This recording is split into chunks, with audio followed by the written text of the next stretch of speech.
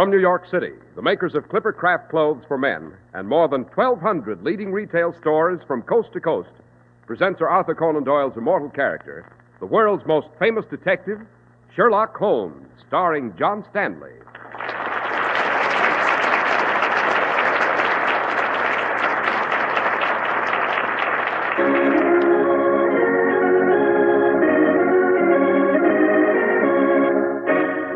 This week's story, The Adventure of London Tower.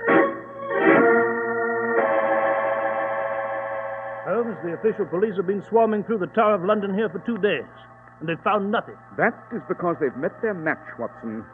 The thief who engineered this extraordinary crime is a man worthy of my own metal. Yes, but where is he? How did he escape from the tower? He didn't, Watson. Oh, but that's absurd, Holmes. He can't still be here. Can't he, Watson? Listen to that. Holmes, the killer. He is here, and he's struck again. Yes, quick. Down these stairs. After him.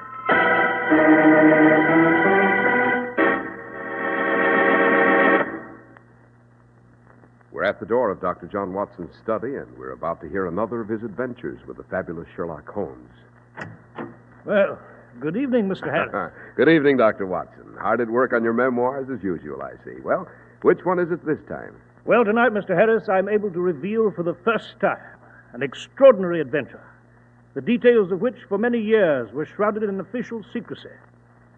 It is only recently, and by dint of constant appeal to Scotland Yard and Downing Street itself, that I was given permission finally to reveal the facts of this case. Well, now you've stirred my curiosity, Dr. Watson. What is this story called? I call it The Adventure of London Tower, and I promise you an interesting evening. But now, Mr. Harris, I know you have an interesting story to give us on Clipper Craft clothes. Interesting indeed, Dr. Watson. And, Madam, I'm about to tell our listeners about sensational values in men's clothing. Well, Mr. Harris, my husband says that a really good suit costs a small fortune. Well, obviously, your husband hasn't heard about those luxurious suits that bear the famous Clipper Craft label and cost only $40 and $45. Not really. Mm-hmm. And what's more, even the superb worsted suits with the famous Clipper Craft label cost only $45. Well, I don't mean to be inquisitive, but... Oh, you want to know how Clipper Craft does it, right? Mm-hmm.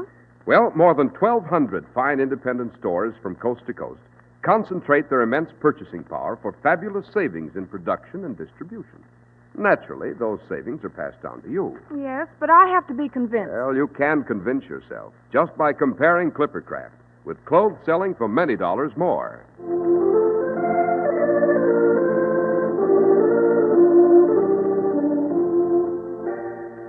And now, Dr. Watson, what about this adventure of London Tower?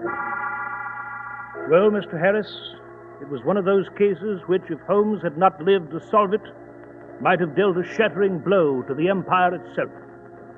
Holmes and I first became aware of an extraordinary crisis when we were roused from our beds early one morning by a personage no less than the Prime Minister himself, Lord Bellinger. But the chain of events had already started the afternoon before, when a beefeater guide named Wilkes led a party of sightseers through the Wakefield Tower, which, as you know, is one of the many towers which go to make up that great conglomeration of buildings called the Tower of London. And there you've seen them, ladies and gentlemen. The fabulous crown jewels worth £5 million. The imperial state crown, the Queen's consort crown, the anointing spoon, the King's scepter with the Star of Africa, largest cut diamond in the world, the uncut ruby in the crown, given to the Black Prince by Pedro the Cruel and worn by Henry at Agincourt. And now, ladies and gentlemen, we'll move on to the White Tower. Now, on our way, we'll pass the outer ward, the yeoman jailer's house, and... one moment, ladies and gentlemen. Oh, I seem to have a straggler back there in the treasure room. Beg pardon, sir. What is it, guide? Why, what are you doing back here? Why haven't you come along with the others? Oh, just admiring the crown jewels here under this iron-barred case. That's as maybe, sir. But we can't allow any of the sightseers to lag behind. Not here, anyhow. Rules, you know. Yes, of course. I quite understand, guide. It's just that I cannot take my eyes from these jewels. Look at them shine. The symbols of empire. the pride of kings and the joy of queens. They're beautiful. Beautiful.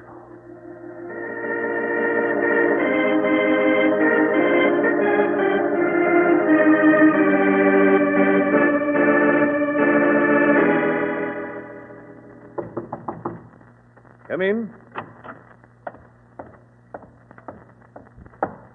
Yeoman Albert Hodgkins of the Tower Guard reporting, Major. Oh, yes, Hodgkins. At ease. Yes.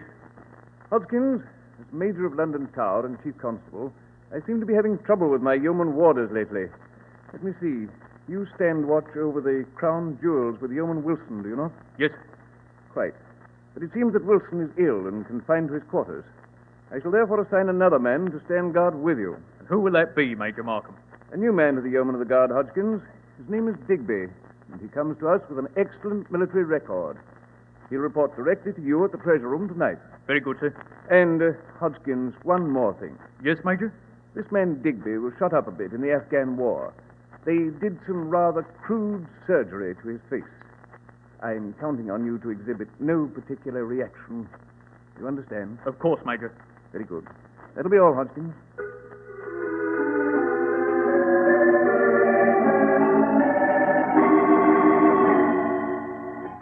So these are the crown jewels, eh, Hodgkins? That's them, all right, Digby. Blimey. I was in His Majesty's service a long time, but I never stood a watch like this. Now, what's this here crown? That's Sir Edward's crown, made for the coronation of Charles II. And this big diamond? Oh, that's the Koh-i-Noor diamond. Used to belong to the Rajah of Lahore, that did. They're going to bring it to Windsor Castle. Oh, are they, Hodgkins? I said they were, didn't I? That's where you're wrong. What do you mean? This Hodgkins. No! No!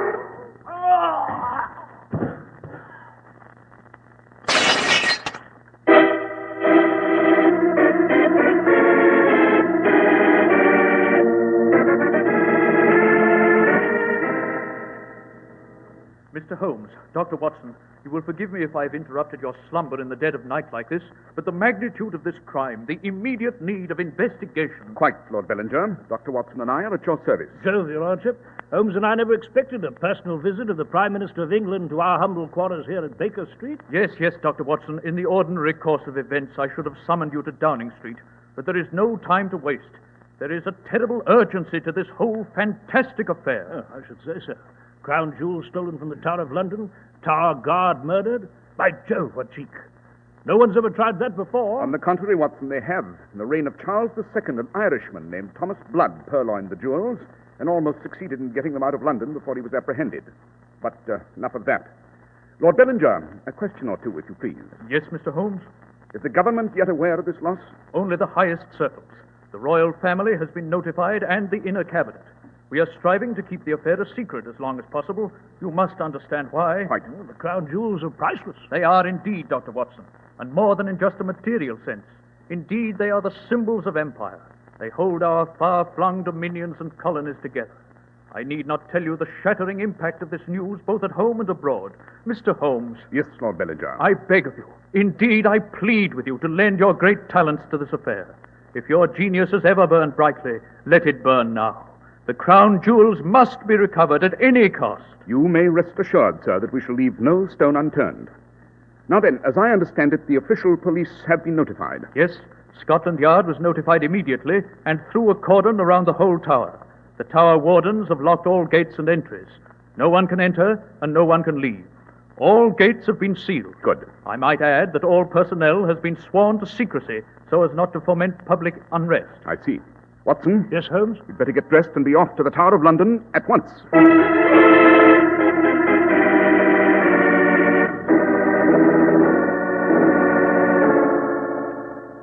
So you're Overbury, the chief warder.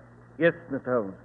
Major Markham, the chief constable, asked me to conduct Dr. Watson and yourself to the treasure room the moment you arrived. Nothing's been disturbed, Overbury? No, Dr. Watson, nothing. We left the corpse of poor Hodgkins just as it was. Here we are.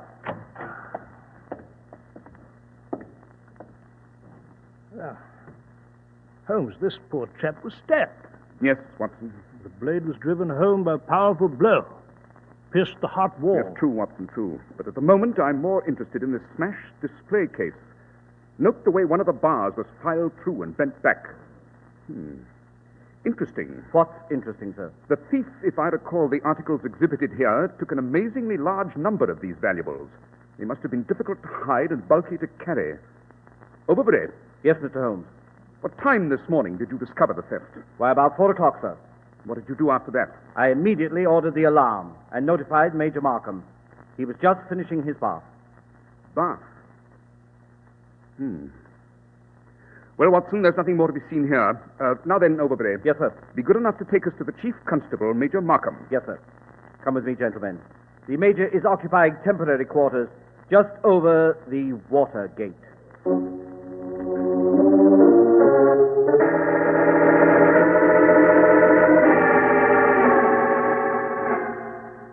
Mr. Holmes, Dr. Watson, we're at our wits' end here at the Tower. It's incredible, gentlemen, incredible that a thief could loot the crown jewels and escape from the Tower as pretty as you please. What makes you think he escaped, Major Markham? Oh, come now, Holmes. You don't think the beggar's still hiding somewhere in the Tower area with half of Scotland Yard and all the garrison swarming about the premises? My dear Watson, I prefer to remain skeptical until I have all the facts at hand. The Tower embraces a large area. True, Mr. Holmes, true. But I assure you, we've searched every nook and corner of the Tower area. We've gone through the White Tower, the Bloody Tower, the Beauchamp, and Wakefield Tower, where the treasure room itself is located. And not a sign of the thief. Seems to me we must resign ourselves to the fact that the burglar may be miles away by now, Holmes. Yes, perhaps, Watson, perhaps. Major Markham, a question. Yes, Mr. Holmes. It's obvious that this new yeoman guard you employed, this man Digby, is responsible for this fantastic crime. Undoubtedly. I presume you examined his credentials before you took him on. Certainly. They seem quite in order. A good military record and honorable discharge. Forged, no doubt? No doubt. However, we do have a clue. Indeed? What clue? The man's face. It was bloated, blotched, kind of dead chalk white and puffy in appearance.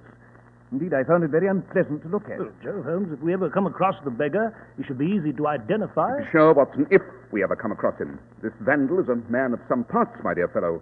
He executes the most fabulous crime of the century, vanishes into thin air, disappears through stone masonry, so to speak, and all without a trace. Major Markham. Yes, Mr. Holmes? I should like to question the Tower guides at once.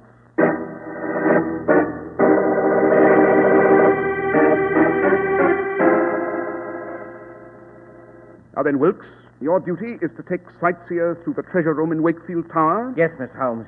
And I might say that I noticed one mighty suspicious bloke among the crowds yesterday afternoon. Indeed? What do you mean, Wilkes? Why, Dr. Watson, this here gentleman was loitering around the crown jewels. I had to go back and get him to move on. The fella couldn't tear himself away. But there was something about him, a look about him. What kind of look? Well, he had a high, full forehead and a big, thin nose and a thin face, like a knife almost, and a big, drooping moustache. Wilkes, one moment. This man's eyes, what color were they? Oh, Holmes, what the devil? Please, Watson. Try to think, Wilkes. What color were this man's eyes? Why, they were blue, Mr. Holmes, and the eyelids drooped a little. Uh-huh, Watson, it's he. I'm sure of it. Dash it all, Holmes, who? I prefer not to mention his name until I'm sure beyond all reasonable doubt.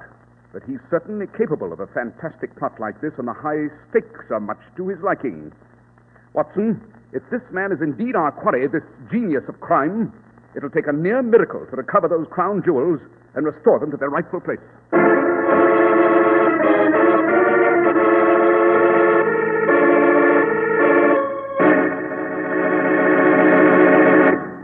Well, Dr. Watson, so far it's been some adventure. Yes, Mr. Harris.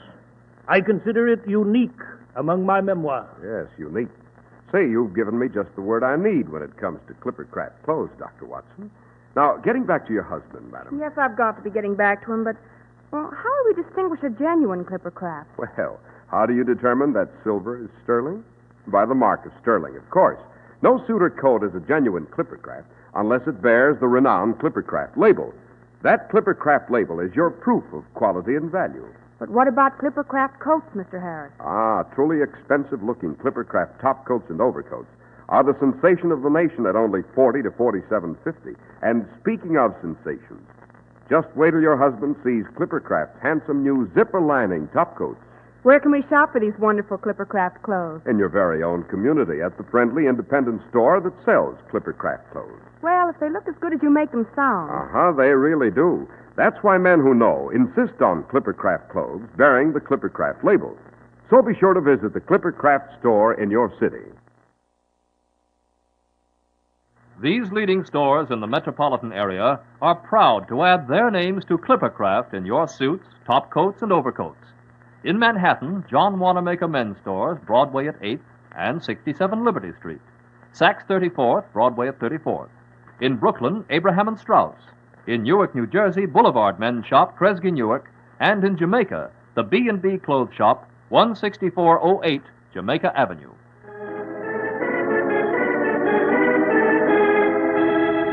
And now, Dr. Watson, you were relating to us the adventure of London Tower.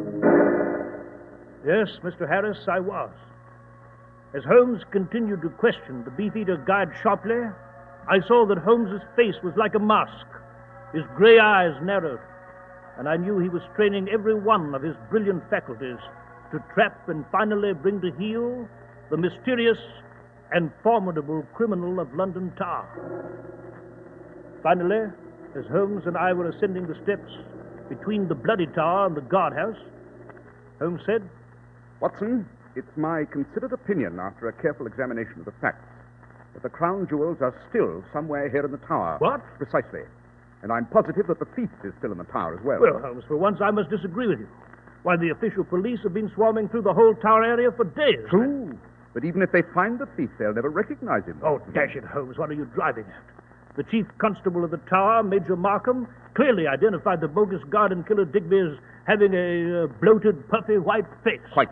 But it's the thin-faced man with the cold blue eyes, the tourist with the drooping moustache, who's the key to this extraordinary affair. Oh, perhaps, Holmes. At this point, my dear Holmes, I'm thoroughly confused. As to the jewels themselves, you said they're still in the tower. And with good reason, Watson. You observed that several of the heavy pieces, crowns, scepters, maces, and so forth, were missing from the glass display case. Yes, but what of it? The thief would need a large bag, indeed a sack, to carry those bulky items. It's doubtful whether he could have slipped by the outer garrison guard without being examined. Holmes, what was that? Just a minute, Watson. Listen. Holmes, a scream. It came from the armory room. Someone's running. Quick, Watson. The killer. He struck again.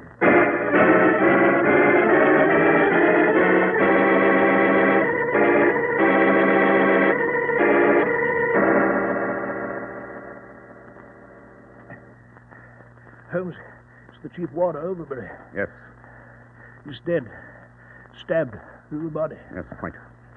But note this suit of armor. It's been tipped from its standing position in the wall and fallen to the stone floor. That was the metallic sound we heard. But I don't understand. Uh-huh. What is it, Holmes? What are you picking up from the floor? Observe, Watson. Whether it's a diamond. Exactly. It broke off from one of the crown pieces, no doubt, when this suit of armor crashed to the floor. Then, Holmes, the thief concealed the crown jewels in this hollow suit of armor. Precisely. It's obvious that he was surprised in the act of recovering his loot by the chief warder here. Then the crown jewels are still in the tower, Holmes. The garrison is guarding every gate and entrance. Quite. So that... Our man has a very real problem of getting the valuables out of the tower. And therein, Watson, lies our hope of success. Holmes, should we rouse the tower garrison? The killer was here just a moment ago. No, my dear fellow, it'd be quite useless. The tower's a very large place, and if I know our man, he'll be much too clever to leave himself exposed for very long. Come, Watson. Where to, Holmes? We had better notify the chief constable of this new tragedy.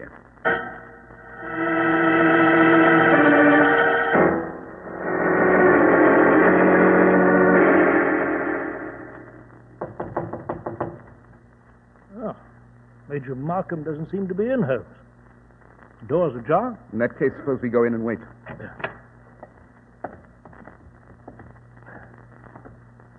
Rather an impressive view from this barred window here, don't you think, Watson? Yes, Holmes. We seem to be just above the outer wall, and the River Thames just beyond the wall.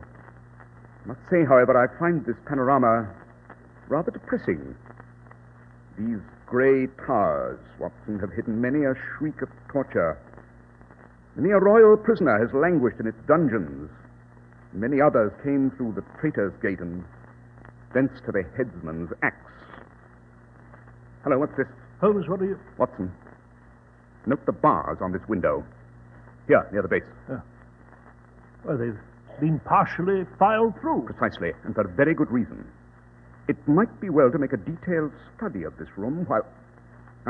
What is it, Holmes? Note, Watson, observe. On this wash basin... Dash it, Holmes. I don't see anything. Don't you, Watson? Use your eyes. Here is a tiny globule of paraffin, not much larger than the head of a pin. Paraffin? Quite. Well, what of it? Everything, Watson, everything. This tiny globule of paraffin is the hinge of this entire case. It clarifies the riddle of the bogus guard Digby. Holmes, what the devil are you talking about? Obvious, my dear fellow, obvious. Good evening, gentlemen. Major Markham, we're just waiting for you. Major, I trust that you are aware that your chief warder, Overbury, has just been murdered. Yes, Mr. Holmes, I am. One of my men found his body in the armory room. We are thoroughly combing the various towers at this moment, and we've doubled the guard at all gates and entrances. Excellent, Major, excellent. But you must go even further than that. The crown jewels are still somewhere in London Tower. What? You're sure of that, Mr. Holmes? I am indeed. The killer had hidden his loot in a suit of armor in the armory room. He was surprised by Overbury, the chief warder, and murdered him. No doubt our thief has hidden the loot elsewhere. Yes, but Holmes, how is he going to get it out of the tower? Every gate and entrance is guarded. Yes, quite, Watson, quite. Perhaps we can tree our quarry by closing in with a rigid room-by-room search. You have the personnel to conduct this kind of search, Major Markham? Of course. And I shall order it to begin immediately. Excellent. Come, Watson. Where to, Holmes? First, to Baker Street. There's a bit of research I must do there, specifically on a certain new discovery in Vienna. After that, we shall go to Downing Street. It's high time we gave the Prime Minister a report on our findings.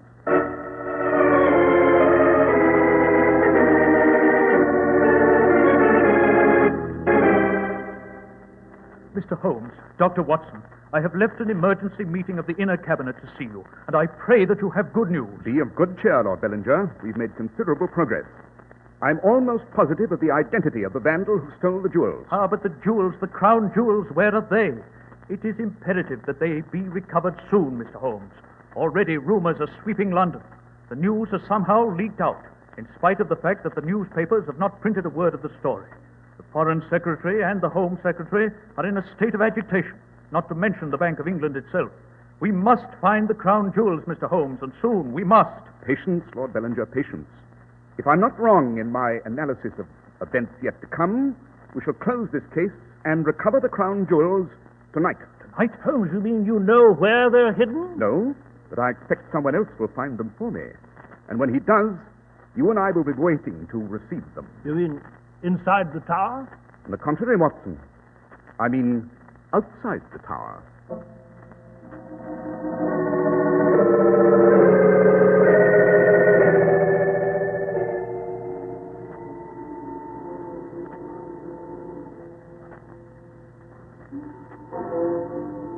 Oh, it's 2 o'clock, Holmes. Yes. Why the deuce are we standing outside this tower? No one can get in or out without being challenged by a guard. Anyway, it's cold enough out here by the river wall to chill the marrow of a man's bones. Why this tower watch in the dead of night? Because, Watson, I expect the purloiner of the crown jewels to put in an appearance at any moment. Like the cornered fox, the hounds close in, and he must break away before it's too late. But, dash it, I don't understand her. Watson, Eh? What is it? look at that window, high in the tower. Oh, there's a man crawling through the window. Under that small rampart. Yes, and note, there's a bag slung over his shoulder. Yes, you're right, her. But the deuce is... Watson, quick, shrink back into the shadow here. Well, what is the point? Someone just lit a match over there at the far end of the river wall. Obviously a signal. You mean he's a Confederate? He is indeed, and more than that. He's the brains behind this extraordinary coup. One of the cruelest and most brilliant criminals of a generation, Colonel Sebastian Moran. What? Colonel Moran? But look, Holmes, on the rampart. He's flinging the sack out into the river. Yes, It's landed in the water. yes, sir. Watson, look over there at Colonel Moran. He has a rifle. Yes, he's pointing it at the man up there. He's been hit. He's falling, Holmes. Quick, Watson, after him. Halt, Moran! Oh! Holmes, he's raising his gun! Quick, your revolver. Good shot, Watson. You winged him in the arm. He dropped his gun. Halt, Moran! He's running along the river wall. Oh, I missed him, curse it. There's this darkness here. Holmes is going to dive into the Thames from the wall. There he goes!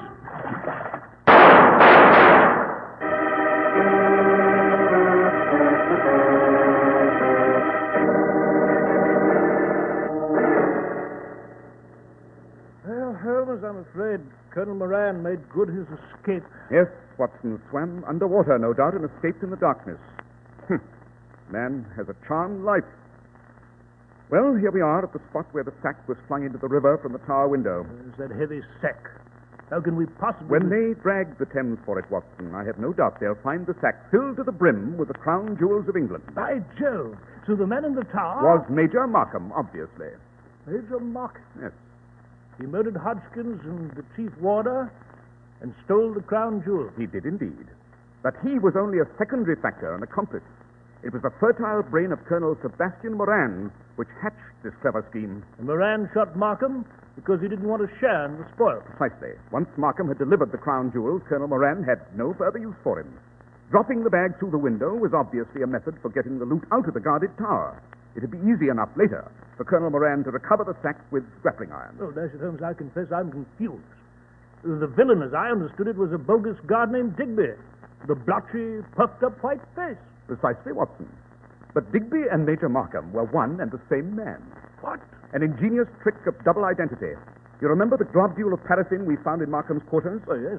It came from a hypodermic needle, a new medical technique recently discovered in Vienna. By injecting hot paraffin into the face, it's possible to change the facial contours and the shape of the features completely. The deuce, you say? Thus, Markham transformed himself to a puffy, white-faced guard and dubbed himself Digby. He came out of his office, killed Hodgkins, stole the crown jewels and hid them. Then he returned to his quarters and took a hot bath at the rather unusual hour of 4 o'clock in the morning. Holmes, you mean the hot bath? Quite. The paraffin oozes out of the pores when subjected to warm vapor and hot water. And by this method, Digby became Markham again. And all the while, the official police were looking for a puffy, white-faced man. Yes, it's no wonder they didn't find him, since he never really existed. Holmes, I must congratulate you on a brilliant piece of work. Well, I suppose now we shall inform the Prime Minister that the crown jewels lie at this spot, at the bottom of the Thames, and can easily be recovered. Eh? Exactly. But for myself, the case is not yet closed. What do you mean, Holmes? Colonel Sebastian Moran is still at large. But someday we shall meet again. And next time, Watson, I promise you we shall settle our account for good.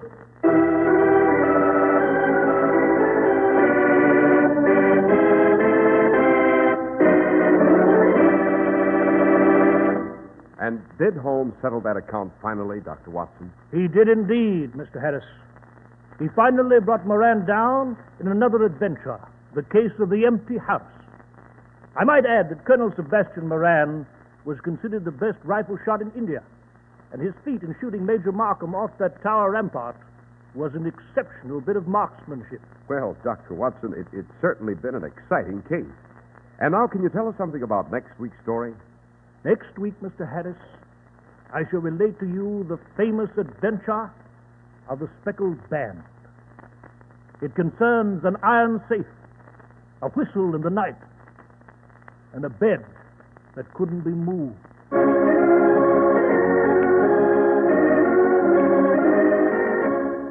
The makers of Clipper Craft clothes and more than 1,200 stores from coast to coast have brought you another in the new series of broadcasts featuring the world's most famous detective, Sherlock Holmes.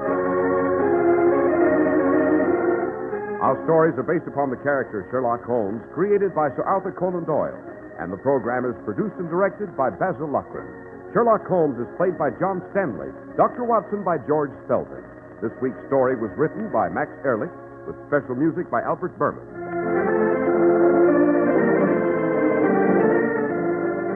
If you don't know your Clipper Craft dealer, write Clipper Craft, 200 Fifth Avenue, New York City. Be sure to listen next week to Sherlock Holmes in The Adventure of the Speckled Band.